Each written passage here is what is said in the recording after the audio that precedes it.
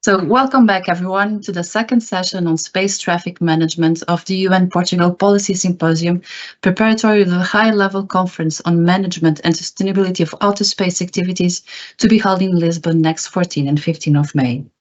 As you all know, we had an earlier session at 1200 UTC led by Alexander Suchek with great outcomes, such as the signaling of the paramount importance in harmonizing legal definitions, bridging the gap between technical and legal aspects, the need to proceed from a coordination regime phase to an international multilateral governance, or the importance of operators themselves in space traffic issues.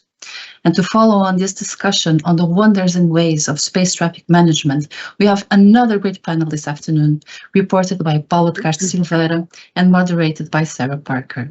Sara joined the Canadian government as a policy advisor in 2009. She spent over a decade with the Defense Department, where she had the opportunity to advance a range of strategic initiatives and specialize in space security and home-building efforts in the space domain.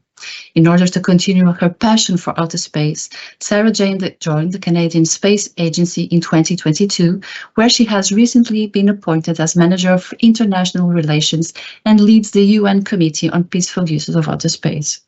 The UN delegation, the Canadian delegation to the UN Committee, sorry. Dear Sara, thank you so much for your kind acceptance of the invitation to moderate our second session of the day in space traffic management. The floor is yours. Thank you so much, Carolina. It's an absolute pleasure to be here. And good day, everyone. I'm so pleased to be moderating this panel of experts on space traffic management. What an impressive group that Portugal and UNOSA have brought together. I won't reintroduce myself, but I would like to really extend my thanks to the organizers for the privilege to moderate. And I'm supported today by Paula as rapporteur. In the interest of time, each panelist will deliver their remarks and will address questions as an interactive discussion amongst the panelists following the conclusion of all remarks. As others have surely noted, in For All Humanity, the Future of Outer Space Governance, the UN Secretary General called on member states to address space traffic management to mitigate the risks posed by a rapidly changing space environment. Making meaningful progress to improve global space traffic coordination will be crucial to the long-term sustainability of outer space activities and require critical dialogue to drive openness, communication, and transparency. Today, we're joined by a diverse panel of experts who bring combined decades of expertise, research, and experience to considering how to best advance space traffic management. Their professional experience and passion for the topic runs deep, and in the interest of time, I absolutely cannot do justice to their impressive CVs, but I'll briefly introduce the panel and then turn to our first speaker. So we're joined today by Olavo Bittencourt Neto, who is a professor of international law from the Catholic University of Santos, Maruska Strah, a member of the International Institute of Space Law, amongst others, but at IISL, she serves as the co-chair of the Space Traffic Management Working Group. Sara Dalledonne, who's a research fellow and lead on regulatory affairs at the European Space Policy Institute, or ESPI. Richard DalBello, who's the director of the Office of Space Commerce at the U.S. Department of Commerce, and Dr. Brian Weeden, who's the chief program officer for the Secure World Foundation. With that, I'm pleased to turn to our first speaker today, Olavo, who is going to get us situated by discussing space traffic management within the current legal framework. Thank you. Over to you. Thank you. Thank you very much, Sara. Thank you, Carolina. Thank you, Paula. Good afternoon, everyone from Brazil. I would first like to thank the United Nations Office for Outer Space Affairs and the Portuguese Space Agency and all the organizers for this excellent symposium and for the kind invitation. It's an honor participating today among great space law and policy experts.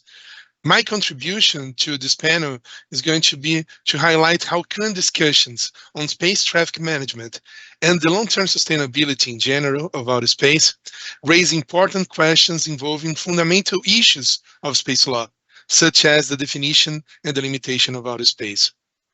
This remains one of the oldest open questions in space law, but latest developments have brought a new momentum to international discussions. And during the next 5 to 7 minutes, I will revisit the main points of contention while also advancing questions regarding governance and space traffic management. And I'm looking forward to hearing from you after my initial presentation and for the interesting dialogue that's going to happen just afterwards. So, starting my brief presentation, some things are important to be stated right away. Space activities are currently regarded as essential tools for the economic, social, and political development of every nation around the globe, north and south, west and east. A fast-growing global space economy has been consolidated by an evolving space sector, which relies heavily on a complex space infrastructure composed of a myriad of artificial satellites. Due to sheer demand, outer space has become increasingly more congested throughout the years. The international community nowadays has finally come to realize that our planet's orbital space environment constitutes an increasingly used finite resource, subject to interrelated and complex safety and security issues. But the long-term sustainability of outer space depends upon recognizing it as a unique domain, distinguished from anywhere else on Earth, and subject to a specific body of rules, that is, space law. Space traffic management mechanisms include considerations on means and rules regarding access to and return from outer space in a safe, sustainable, and secure manner. But where outer space actually begins? And in the end, does that really matter in practical terms? Well, in accordance to fundamental principles of space law, outer space constitutes a domain to which all nations have access, but to which none has the right to claim sovereignty. Therefore, space law has a clear geographical scope, just as the law of the seas are air law and Antarctic law. But a legal frontier, still undelimited, exists between territorial airspace under national control and jurisdiction and outer space, where no claim of sovereignty is authorized. Thus, space law and air law are based on different international legal regimes as far as state sovereignty is concerned, and that arguably leads to a complicated reality. That is, outer space constitutes the vertical frontier of national territories, which, even though finite, extend themselves above the surface of the Earth up to an undetermined altitude. One also needs to acknowledge that accessing outer space requires crossing airspace, and occasionally space objects may even cross foreign airspace during launching and re-entry. As technology advances, blurring the difference between aeronautics and astronautics, this decades-old question gains renewed relevance for practical purposes, and this regulatory vacuum may arguably jeopardize legal certainty and lead to conflicts of jurisdiction and complex international disputes. Well, the United Nations, by the United Nations Committee on the Peaceful Use of Outer Space, has discussed the definition and delimitation of outer space for many, many decades, but without reaching consensus. The debates have crystallized a never-ending dispute between two general approaches. Functionalists on one side will consider that the limitation of outer space is either unnecessary or even impossible, and that the applicable legal regime will depend on the nature of the purpose of the activity, not where it effectively takes place. And on the other side, we have the so-called spatialists who support the delimitation as legally necessary and relevant, but basing their stance on different criteria. Decades of international debates have not been enough to build consensus over a multilateral delimitation of outer space for multiple reasons. The absence of a multilateral solution consequently authorizes the unilateral delimitation of the frontier between air and outer space through domestic legislation. Nevertheless, that may in fact be leading to conflicting national regulations based on different criteria, as one may observe through a comparative study. Without an universal delimitation of outer space, the international community may soon face a challenging situation whereby the border between airspace and outer space may differ from one country to the other. To conclude this brief introduction, I would like just to say a few things. First of all, that it's important to take into account that space activities imply actions taking place not only in outer space, but also through airspace. For space objects to be launched into or returned from outer space, terrestrial airspace must be traversed. Nevertheless, one should acknowledge that international law currently does not specifically grant automatic passage rights for space objects during launch or re-entry. As outer space becomes more congested and contested, space traffic management has been acknowledged as of strategic relevance in different international fora. Arguably, in order to be truly effective, space traffic management mechanisms would benefit from proper identification of where outer space actually begins. For that matter, I strongly believe that we should consider a possible international regulation supporting the limitation of outer space through multilateral negotiations, considering STM mechanisms, and regulating passage rights for launching and return of space objects. Complex problems, as effective and efficient space traffic management is, require a holistic approach, as well as coordinated action by the international community as a whole, involving different stakeholders. That's why this event is so important. So let's work together. Thanks again, Sara. Thanks so much, Olavo, for those insightful remarks and for situating where we're coming at this discussion today. I'd like to turn to Maruska as our next speaker. Good afternoon. Thank you, Sara, for your kind introduction. Thank you, Carolina and the Portuguese Space Agency for the invitation to this great event.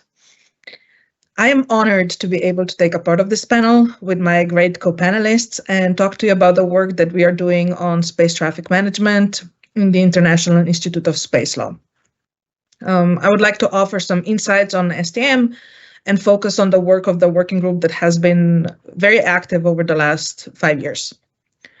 In our view, space traffic management is relevant for the whole global space community, and we see contributing to the protection of space systems as one of our priorities, because creating an environment where sustainable space operations are present is our responsibility. And what is important to note is that we do need a set of coherent technical and also regulatory provisions that will not only assure that our space operations are conducted safely, but that our return to Earth is safe as well.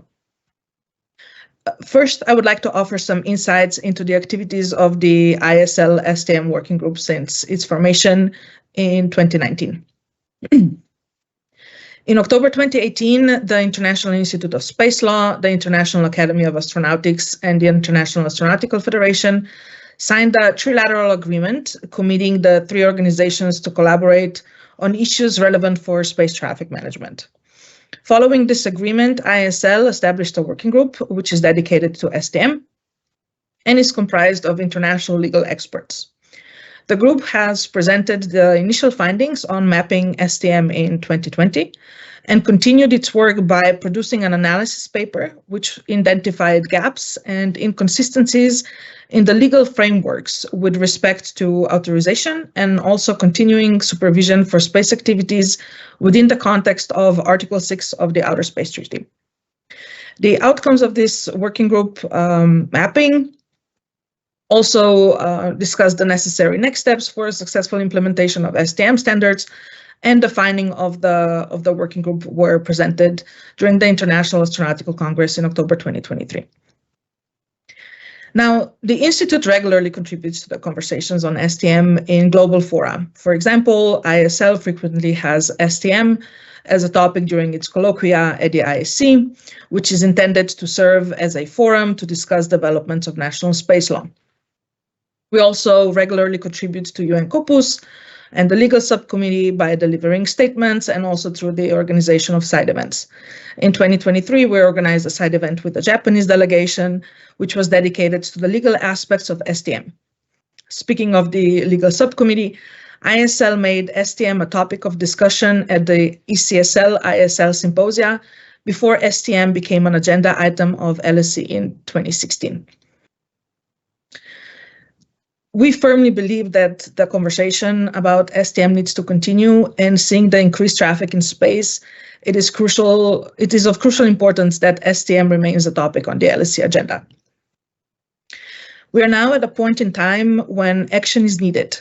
And if we want to continue with space operations while preserving the environment, we have to go forward together. Now, almost reaching the 10th anniversary of the STM agenda item in the LSE, IISL would like to work with member states and delegations on proposing a work plan in which we would discuss what are we doing next in UN Corpus, what are our next steps. So we started preparing a research document that will show the rationale for this proposal, the background and the status of the research, and what is the discussion status in UN Corpus. Ideally, we will be able to start discussions and more concrete conversations regarding the proposed work plan with member states as well. And this would be done in the months before LSE 2025. And we are hoping that member states and delegations will join us in this effort and will work with us on proposal of the work plan. I would like to conclude by saying that IISL does remain committed to contributing legal and policy expertise, especially on the topic of STM. Our objective is and was to cooperate with international and national institutions in the field of space law and carrying out tasks for fostering the development of space law. Now, being a part of such a great panel and joining this conversation with many IISL members, I do have to say that those interested in joining the working group and working together with us on this work plan are very welcome, and we would love to welcome you in the working group and hopefully collaborate together. Thank you so much for your kind attention. Thank you so much, Maruska. Thank you for highlighting the important work that IISL is undertaking in this space, as well as the role of non-state expertise in the dialogue to support the discussion at COPUOS level. I think that's a really valuable thread that I'd like to pick up on with the full panel later on, but I will turn now to Sara, who's our next speaker. Thank you. Thank you so much, Sara, and thank you to the organizer for bringing this event together. Actually, it's a great pleasure for being here as a panelist. And in these few points and few minutes I will have at my disposal, I would like to really give an SP perspective on the work that we have done on STM in the last few years. So, of course, while STM is increasingly receiving a lot of attention in Europe as well as worldwide, there is still a lack of understanding and convergence in the definition. Different STM stakeholders have been developed over the years, most of them reflecting in the intention to affirm national sovereignty, not only in terms of capabilities and technologies, but also in terms of principle on policies, regulation, and standardization. Indeed, at least in our perspective, it's fundamental to differentiate by an holistic approach that Olavo, for instance, was mentioning, aiming at defining STM from a conceptualization perspective and at least applicable at the national and regional level, and what is STM when dealing with an international regime and a coordination mechanism, which will have to imply a more, let's say, narrow and restricted approach, at least in the first few steps. So when focusing on an holistic approach, STM does not only include its foundation, so space situational awareness and the related domains, so SST, space weather, and Earth Air object, but also the link with concepts such as, for instance, space environment capacity. So focusing on the synergies between STM and the space environment capacity, any approach to space capacity management should be evaluated against a first come, first served dynamic, right? So ensuring that the full capacity will not be free to consume by those coming first. So capacity definition and management are notably about mitigating the dynamics and enabling the design of equitable framework for access to orbit. In a sense, so threshold and target-based regime is principally really similar to coordination mechanism that has been implemented at the EU in terms of spectrum management, with actually spectrum management and radio frequency interference also representing an additional challenge on top in this increasing congested environment. So the proactive formulation of equitable frameworks is significantly more difficult than even the measurement per se of the existing and the future capacity. And it requires some type of normative decision and international cooperation. So then when we focus on the space traffic framework per se, service provided at the national and international level, so conjunction, breakup, reentry, all of those have to be combined with two major elements. The first one is, of course, an international regime, implying principle, norms, rules, and decision-making process. Again, distinguish it with between a holistic approach that, of course, will be the ideal approach that we would like to pursue, but also, let's say, finding the complementarity with a more restricted approach that will be more physical in the short term, and coordination mechanism, either like bilaterally, unilaterally, or multilaterally. So it's part of these SSTM elements. We are looking more at an unrestricted perspective. Then if we look at the phenomena that are occurring right now, we see an active private ecosystem. Actually, we see, at least on ESPI data, that 30% of the companies offering SST services are based in EU-based by a 30%, and the share between large enterprise and SMEs is between 47% and 50%. So on top of this, let's say, private ecosystem that is growing, we see a space policy momentum with massive increase of space sustainability, space safety, and SPSTM-related elements. And this is not only occurring at the national level, but also at the regional level. And the EU approach to SCM by the EU Commission AES is an example of that, in addition to the Council decision of May 2023 and December 23. But the most important phenomena that we are actually experiencing is this proliferation of space sustainability initiative, whether they could be bottom-up, top-down, binding, non-binding, that in a sense have the aim to provide a framework to convene the private sector in developing and accelerating sustainable practice and activities for space safety sustainabilities. Of course, those different initiatives, fora, engagement mechanisms should be simultaneously pursued and considered to deal with safety and sustainability concerning space environment. However, we should also consider that the fragmentation of these initiatives is not realistic in the long term, especially if we want to keep the pace between the regulatory advancement and the technological development. So just to conclude, at least for us, it's really important to find this right balance between pursuing driven technology and the policy vision and the impact vision, and the policy impact, sorry. Indeed, the blend of purpose-driven technology development and the policy direction is key of ensuring the safety and sustainability of the space environment.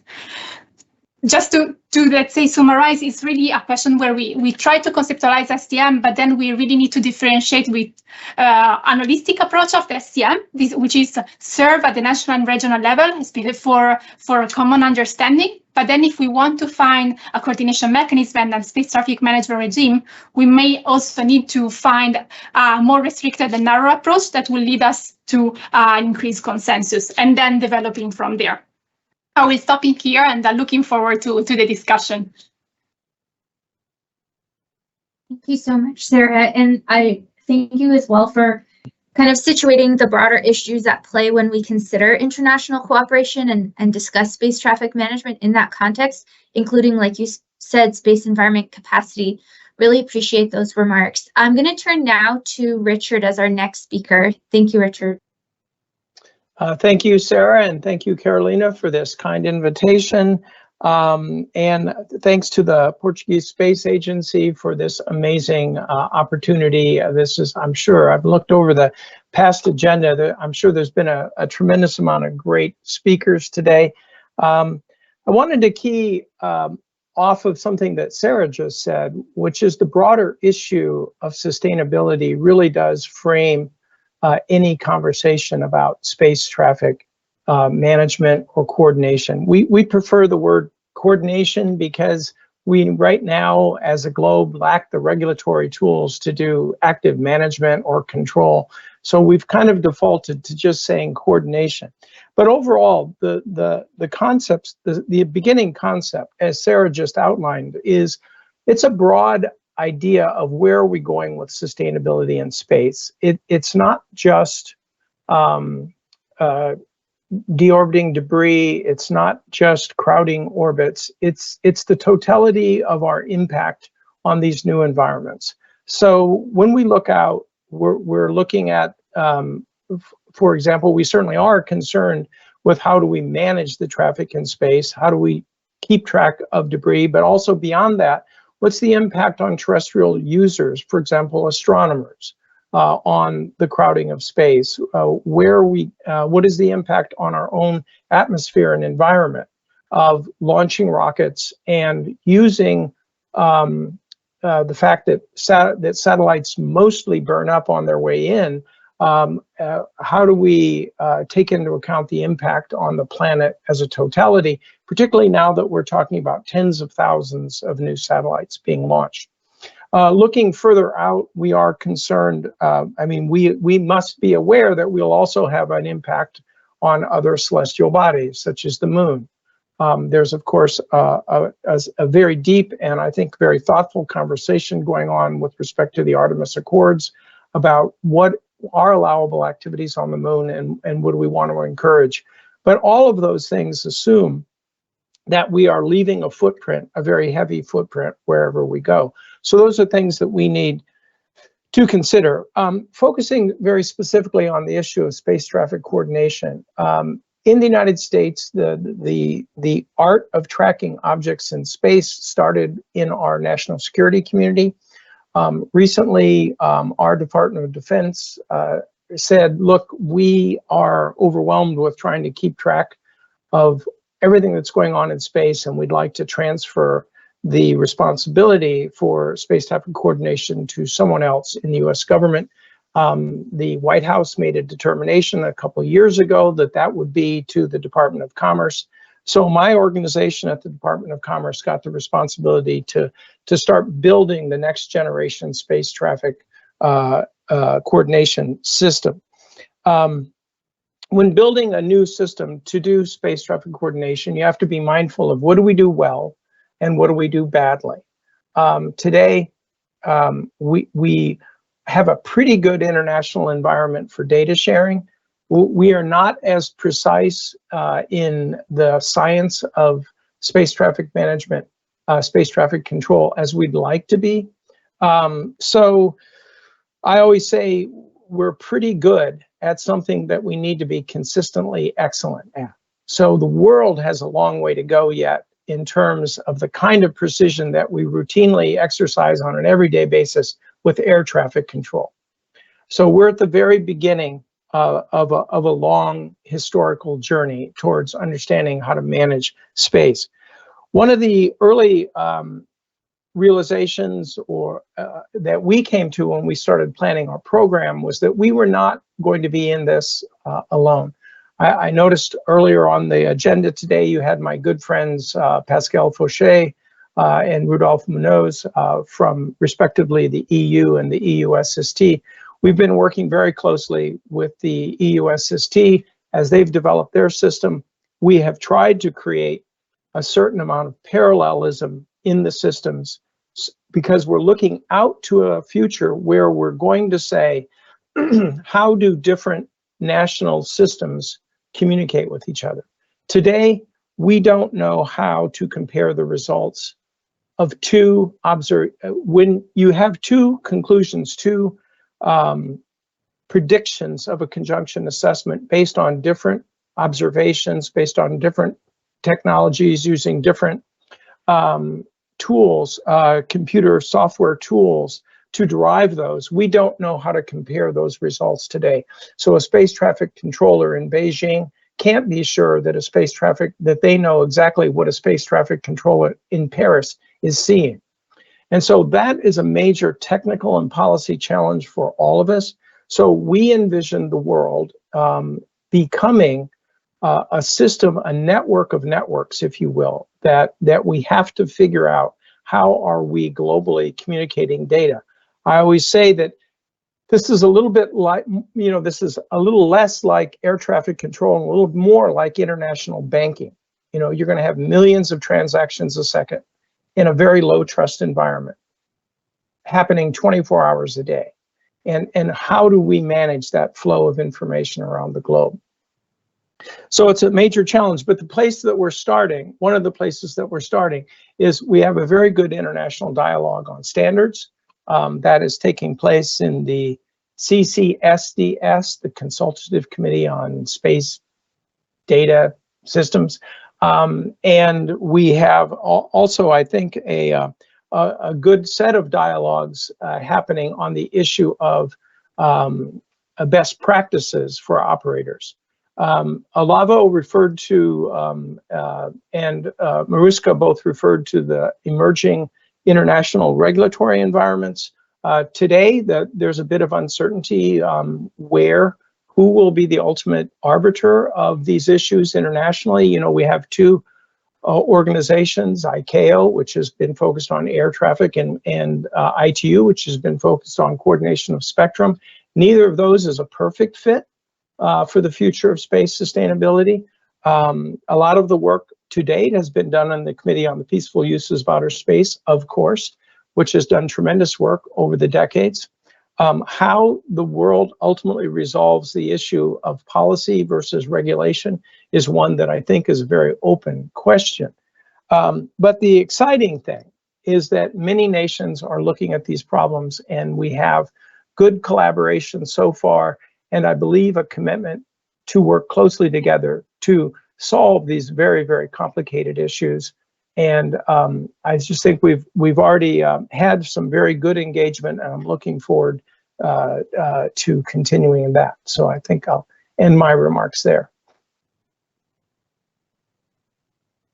Thank you so much, Richard, and thank you for providing that insightful overview in terms of the evolution of the US's approach and some of the key considerations that you're taking into account in your day-to-day, you know, just including the precision that's needed to address the growing space traffic coordination issue in the domain, but in particularly, I think, in LEO, and everything from the establishment of standards to, you know, where we come to ground both nationally and internationally on that balance between policy and regulation. So I think that was really insightful.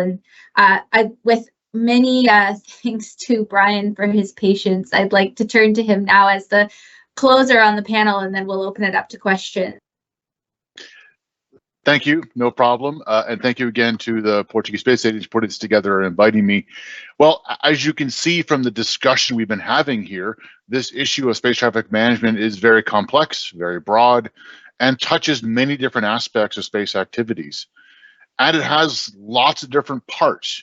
You have not only the policy and regulatory regime, but also, as Rich hinted at, the accurate and meaningful space situation awareness data about space activities, likely at a level very few, if any, countries currently have.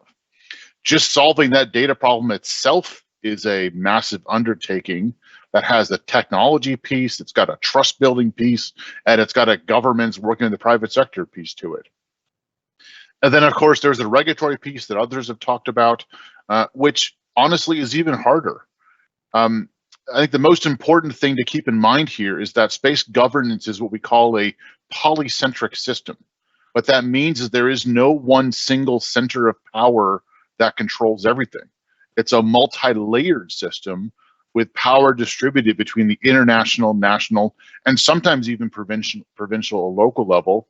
And there's also many different countries and stakeholders that have a voice or should have a voice in the governance process. I point you towards a report that was done last year by one of our SWF research fellows that explored what this polycentric aspect of space governance means and what it is. And hopefully they'll be able to share a link to that in the chat on the YouTube channel of this. But I would say specifically in regard to space traffic management, you sometimes hear this debate between whether STM should be done at the national level through nation state regulation, or whether there needs to be some new international treaty or global regime. The answer from a polycentric framework is neither and both. Neither of those approaches will solve this problem by themselves, but we need some elements of both. We need every launching state to do something akin to what the United States and, other countries are doing, which is to put in place a national framework for how they are going to exercise their Article 6 oversight obligations over their own space traffic. And we also need an international agreement on what those space traffic rules will be that would be enforced by those national regimes to avoid the different sets of rules that Olavo hinted at. And we need what Rich mentioned, which is some way to coordinate between the various national and regional SSA hubs that have cropped up. So I guess I'll emphasize, as both a practitioner and an academic of public policy, some caution that we not let the pursuit of the ideal scenario get in the way of making at least some incremental progress. That's not trying to be defeatist, but rather just one trying to get at, we need to solve this problem very quickly because things are moving and things are changing. Several years ago, we did a workshop where we looked at scenarios for future global space situation awareness systems. And one of the main takeaways was that the scenario participants agreed would be the best and the most efficient was also the one they felt was the least likely to happen because it had the most, what I'll call political friction to get to. And hopefully we'll be able to share a summary report from that in the chat as well. So in closing, I would say my suggestion is that we as a community try to focus on what is really needed to start and what can feasibly get done starting now. Because the longer that we try to figure out what the exact best fully fledged system that has everything worked out, the longer it's going to take. And, you know, we've already been talking about this in the United States for 15 years and longer in the international community. Today, there's closing on 9,500 satellites on orbit. 10 years from now, that might be 30,000 satellites in orbit, if we can get that far. So I'll end my remarks there, and I look forward to the discussion and further questions.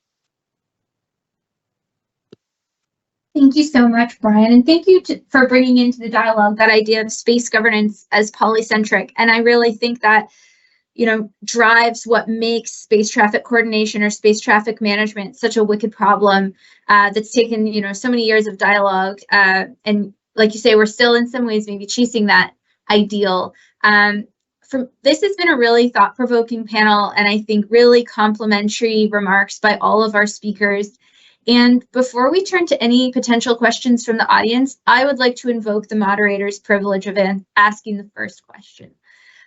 So many of our panelists have touched on the importance of bringing multi-stakeholder outside expertise to support deliberations within COPUOS and within the UN framework more broadly.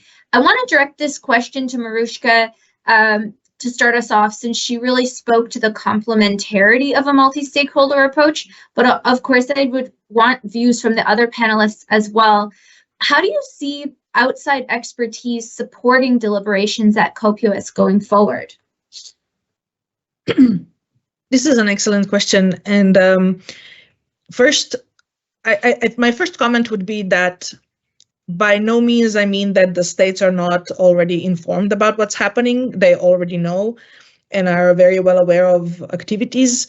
The role of observers, however, in my view, can be complementary to the whole committee because it brings the perspective of everybody at the same time, because we don't speak just as one organization, but we really bring in together the expertise of people who are knowledgeable and understand the processes in multiple countries. You know, what we saw when we produced the analysis paper is that it's not only that we don't all share the exact same view on space traffic management, we also don't have the same type of institution that would be leading this discussion, or that would be leading the regulatory activities, or, you know, it really is diverse. And having this approach of bringing different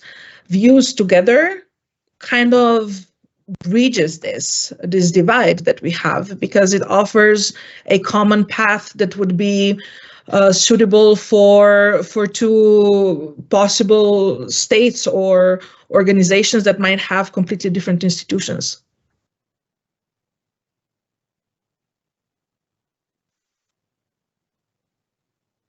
Do any of the other panelists want to pick up on that? Not to put you on the spot, Brian, but I know your organization is an observer at COPIOS as well, so maybe you have a couple of thoughts you want to add. Yeah, I'll just add to build on what Maruska was saying. You know, over the last 10 years, we've seen COPIOS expand from something like 65 countries to now more than 100.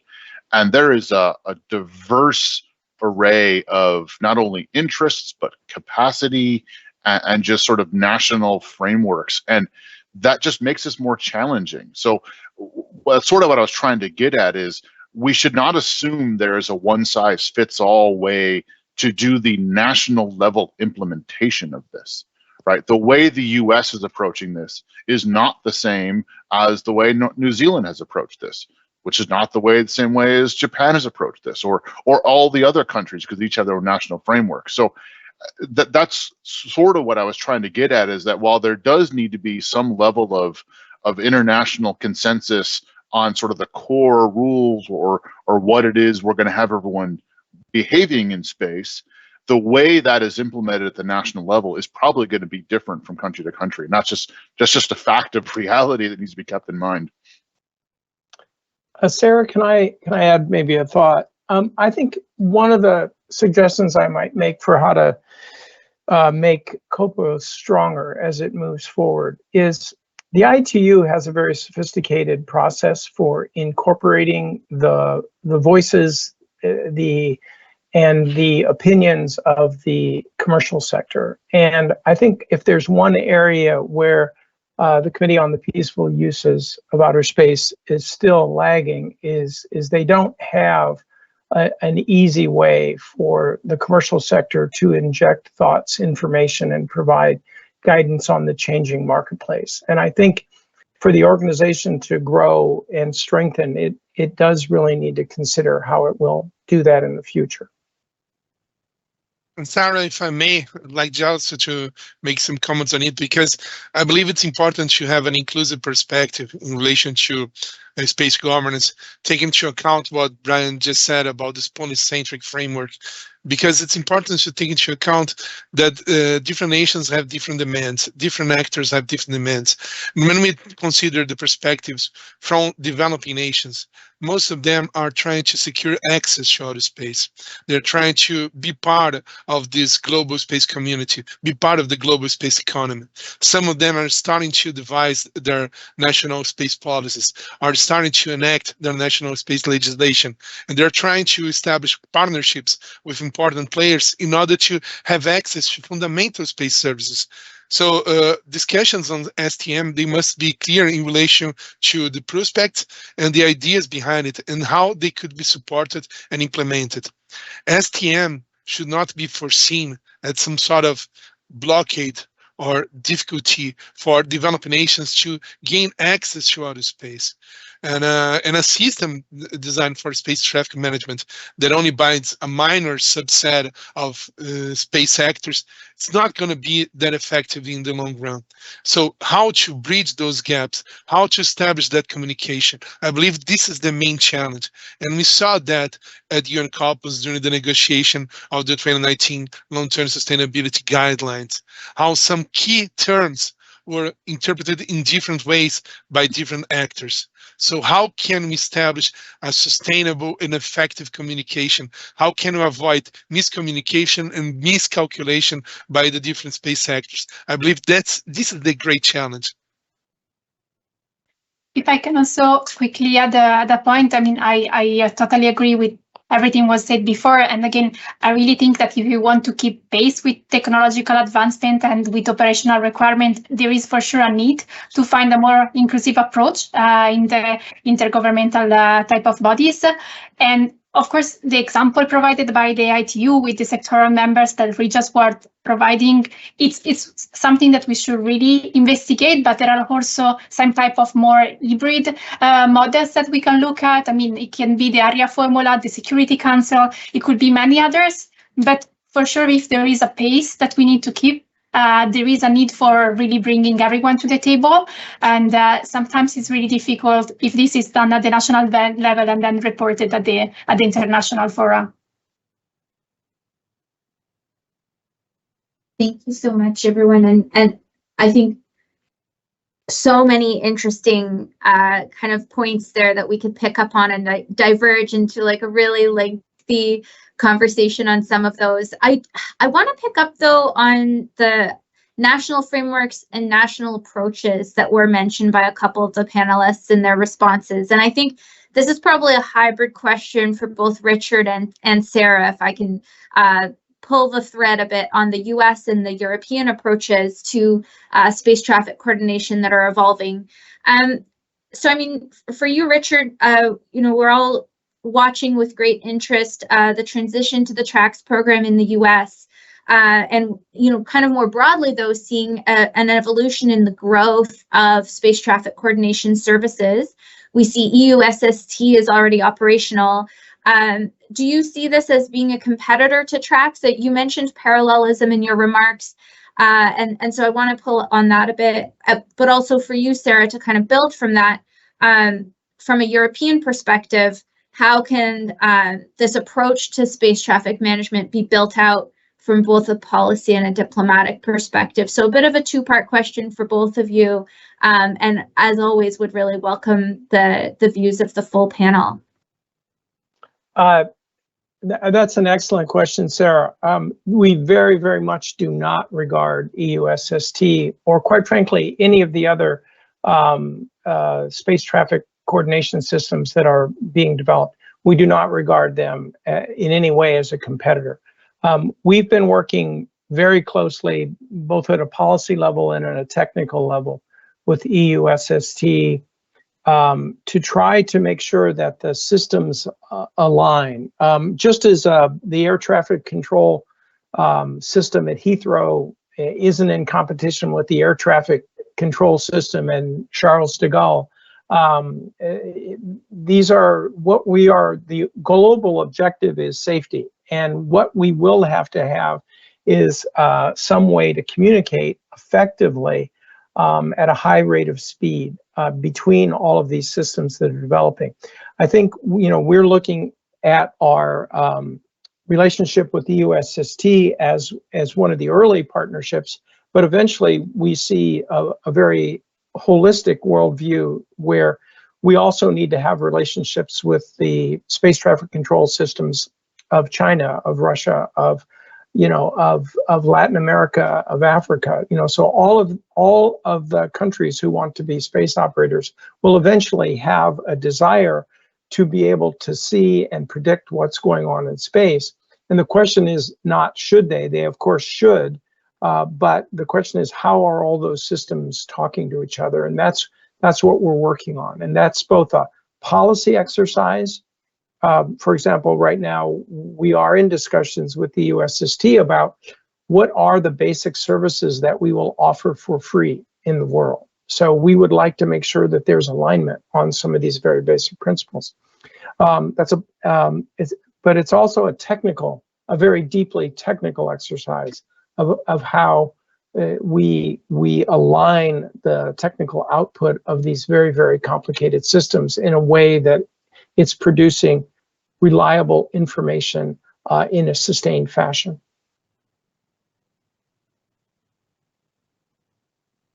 If I can quickly complement, we was mentioned by Brian before that multilateral fora are unavoidable, right? If we want to reach convergence on the totality of actors operating in space, especially looking at COPUOS.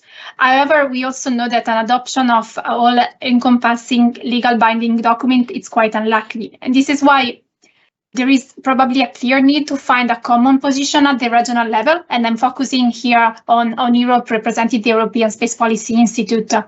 And what I'm seeing is really a two type of step approach, where we have the EU, the European Space Agency, and member state that should really find their single voice. And this we have quite a problem related to, of course, a really fragmented landscape due to the different member states that are part of the EU and the European Space Agency.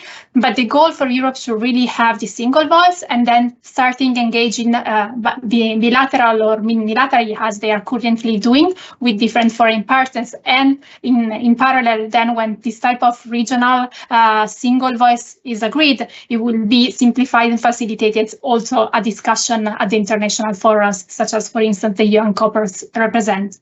Again, here, when I'm talking about one single voice, it really related to one initial effort on formulating and promoting internationally a limited set of rules, especially related to collision avoidance between the operational satellites, and then from there building and let's say enlarging the definition of STM in terms of consensus. Thank you, Sarah, and thank you, Richard. Does anyone else want to jump in on that, or I can go to the next question? Okay. I'll take silence as consensus. So, noting, Brian, you made some really clear comments in your remarks around the challenge posed by chasing the ideal, and how we need to really get after a practical solution given how quickly this is evolving, and the kind of novel business models and rapid expansion in space-based activities that's driving the need to find a solution. So my question is to the panel, and I really, and I'm going to say the word ideal. In an ideal world, what would global coordination on space traffic management look like? How would these systems communicate, or are there best practices we should be taking into consideration? And this includes as well considerations around an international regulatory approach, or, better ways to organize ourselves. I just really want to drive at that point from, we have so much assembled expertise on this panel. If you could say there was like one thing, what would that be?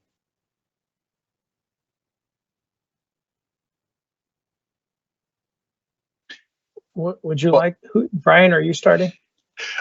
I will get started, and I will say, if there is a near-term problem that we need to address now, it's what Rich mentioned earlier, which is how do the different national and regional SSA operators and the commercial operators talk to each other, right? There are now at least a half dozen what I'll call SSA hubs in operation, some governmental, some private sector, and they're all doing great work, but they're all coming with slightly different answers. So that is a hugely, it's like if you're on the internet and, the web server I built uses a slightly different version of HTTPS than yours did, or a slightly different, HTML markup language, it'd be a wreck, right? So that is an extremely urgent problem we need to address. It sort of unlocks a lot of other things. And I would say is something that requires quite a lot of attention. And I'm open to hear other ideas from the rest of the panelists as well. I would agree with Brian completely that that's sort of the number one problem, is how are you comparing the results of different systems? At a minimum, I think there could be some far future, where we actually have worked out the very complicated issues so that there's comparability between this. But at a minimum, starting out, it would be good to know if we had in place an automated system. And again, I say automated because, when you're dealing with tens of thousands of objects flying in the midst of tens of thousands of pieces of debris, you really don't have time for consultation. So the systems have to be smart enough to be communicating some very rudimentary pieces of information. Question 1, do you see this? Question 2, are you moving? Question 3, if you're not moving, I'll move. So you have to have some sort of international red light, green light, yellow light systems in place that allow people to understand the decision-making process. So that doesn't exist today, as Brian pointed out, and that is, again, in our early work with EUSST and with our other partners around the globe, this is a critical issue that we're wrestling with. If I may, I'd like just to add to the discussion. I believe communication is the key. The communication between the systems, of course, is quite important for them to be effective and inclusive. But I believe it's also important to take into account a global communication of the main issues regarding space traffic management. I believe there's still miscomprehension in relation to several of the main aspects of space traffic management around the globe. And I believe it's important to, as Sara just said, to bring everyone to the table and to establish some key points of contact, confidence building measures, and opening channels of communication for everyone to actually understand what's at stake and how they can collaborate in order to, for the benefit of all. I believe it's still a discussion that sometimes is not taking into full account the perspective of certain actors, including actors from the Global South.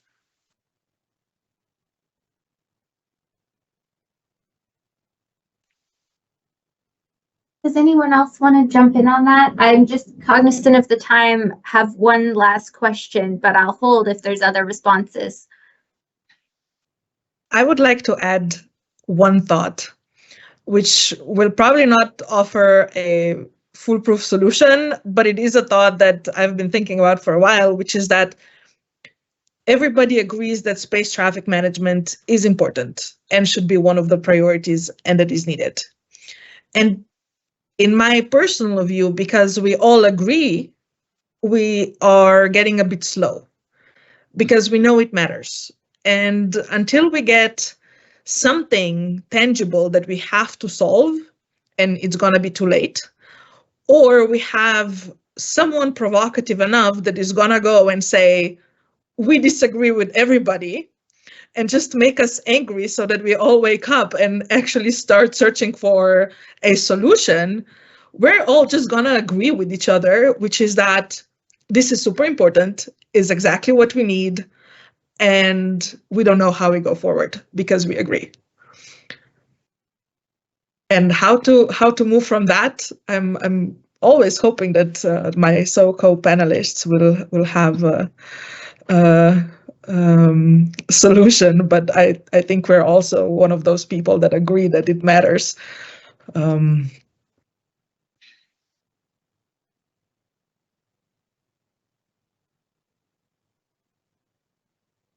I think that's a very thought-provoking point. You know, we have to find a solution, and we need to find a solution soon. And in the absence of a solution, people may just do what they want. I know we just have a couple minutes left, but I'm going to sneak in one final question. And I want to direct it to Olavo. And I want to go back to where you started us in this conversation. And, you know, we see a rapidly changing environment. All the panelists have talked about this, whether that's partnerships, business models, activities. Do you see this pushing the boundaries of the existing legal framework? Is there, you know, from your perspective, is there new considerations at stake that need to be reflected on by the legal community? Now, that's a great question, Sara. How can I answer it in a couple of minutes? Let's just say we do not lack rules. We do have a lot of rules, especially in the international level, involving space activities and space law. It's not a lack of rules, it's how we can interpret them to solve current issues. Do we have the tools to solve current issues based on the regulatory mechanisms that we have available for us right now? Or should we try to devise additional regulatory mechanisms? I believe that's the main question, the great Pandora box of space law in general, because it seems like, you know, we have a giant puzzle with some missing pieces. We can see the general picture, but some missing pieces can be observed as well. And, you know, it's difficult to figure it out. How can we fill this picture in full?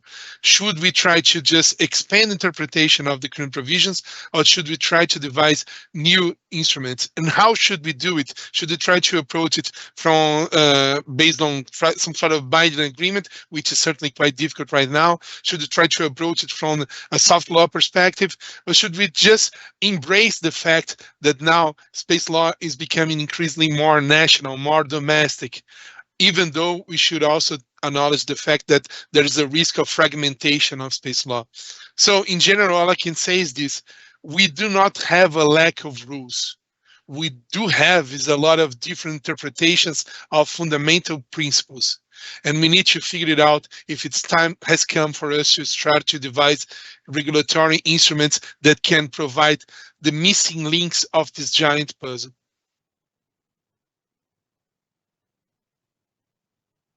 Don't know if I answered your question. If I can quickly complement, I think in this I really have two opposite views that in somehow they should go together.